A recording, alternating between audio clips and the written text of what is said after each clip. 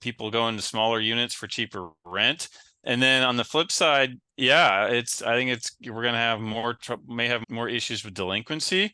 The more unaffordable it gets, the more and more the whole rent control discussion is going to keep popping up, which will just make it worse in the long term. But people don't think long term. Politicians in particular think short term. So that is absolutely a challenge. Again, the way that we try to mitigate that is number one, again, the affordability screening that I talked about a minute ago.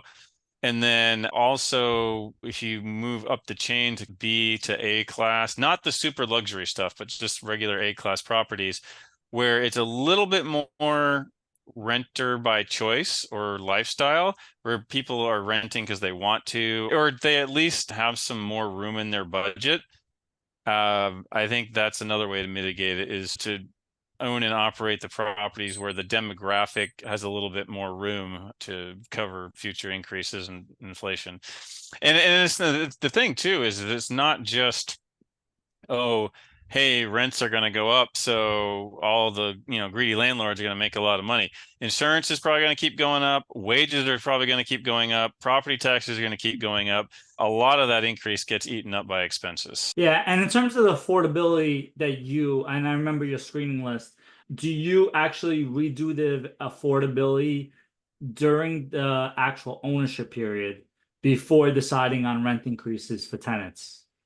That's a good question. No, not really, because once we own the property, we have real-time data on demand, right? So when we're buying a property and screening it, we're trying to predict demand. We're trying to predict affordability. Once we've owned it for a few years, we have real-time day-to-day experience with the actual demand. At that point, we switch to, well, what are our comparables doing?